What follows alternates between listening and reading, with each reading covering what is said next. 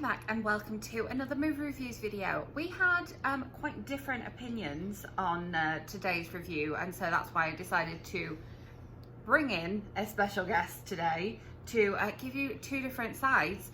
Welcome to my review of Disney's The Mandalorian. So if you are new here, my name is Katrina. This is Ollie. He's not normally in my videos, but as I say, we have different opinions on this show. So I thought that I would bring him in and you can get kind of different sides and different views on this particular Disney Plus show. I make movie reviews or book to movie videos here every Sunday, and I make bookish content in the week. So make sure you subscribe so that you don't miss out on my next bookish video or indeed next week's movie reviews video. So unpopular opinion, Mandalorian, I wasn't a fan. Can't believe it. I know. Obviously, I am a fan of the Star Wars movies in general. If you haven't seen my multiple reviews of the most recent Star Wars movie, Rise of Skywalker, I will leave that linked up here because I am a fan of the Star Wars universe. And I was excited about The Mandalorian. And then I watched the first couple of episodes and ended up asking people, you know, does it get better? Because I was just kind of a bit bored. I obviously like Baby Yoda.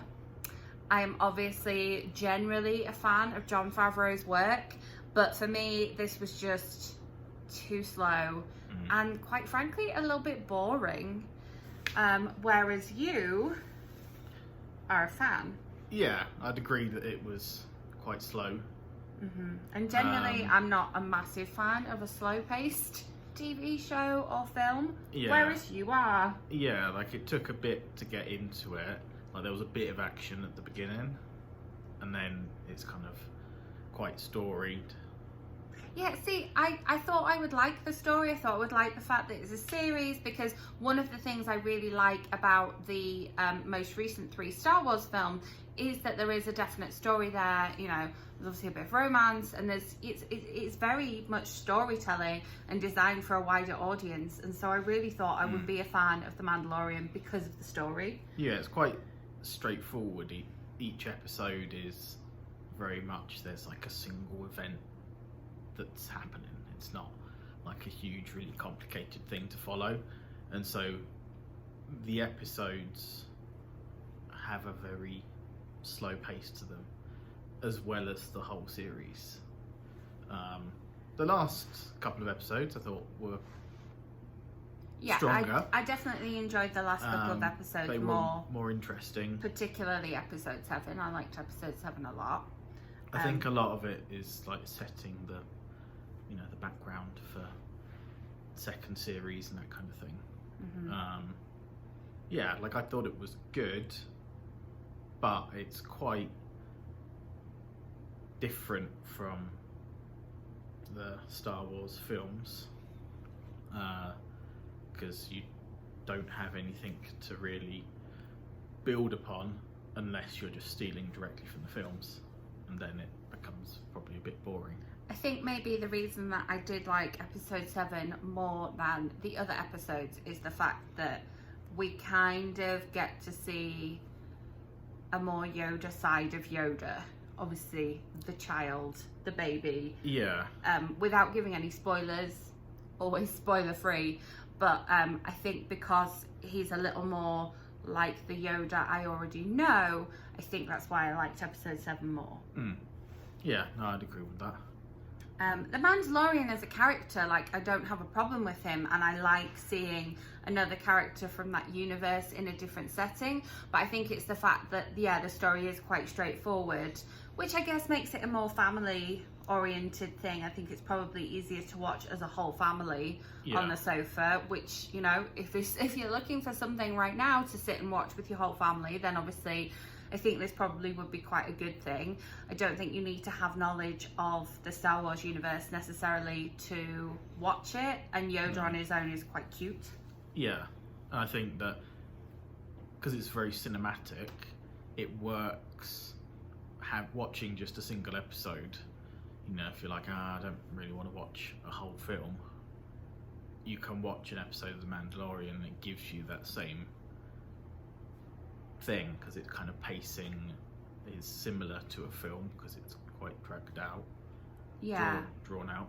But for me, the pacing of the 8-episode series overall is the pacing of an entire film, and I think that's where I'm not prepared to sit down and watch a 40-minute episode, 8 40-minute episodes to get the same value level as I am from like a 2-hour film. Yeah, and like you could, I think that an adaptation of it into a film would work quite well, because the story would probably fit, as you say, in that sort of 2.5 hours. Yeah, so length. I think probably the pacing is what puts me off and what you like about it. I like the cinematography and like the effects and that kind of stuff is really good. Whereas I think that I'm so used to the level of effects that you get in, you know, the big budget movies like Rise of Skywalker. I think I can kind of see the difference between the fact that this is a television budget rather than a movie budget. Yeah, it's good that the Baby Yoda character is an actual puppet and not CGI though. Yes. The CGI Yodas are a bit ropey. Yeah, agreed on that front. But yeah, so I think, the pacing and the story is a little bit off for me, but if you like a slower pace and a simpler story, which you like. Yeah, and I think it's, you know, the character of the Mandalorian, or the creed of the Mandalorian, as it is, they are obviously a bit mysterious, and so we don't really know what their story is and like where it's going. So that's quite interesting for a first watch. Yeah. So are you excited for a season 2? Excited's a bit strong, I think. Will you watch a season 2? I will definitely watch it. I'm not like gunning for it right now. Yeah. Like, I'm happy to wait. You haven't got long to wait. No, I know. But yeah, it's good. Like, I think it's something that it's better in the long format. You know, like, you don't get excited about a single episode, but the whole thing is quite good. The whole series is quite good together. Yeah.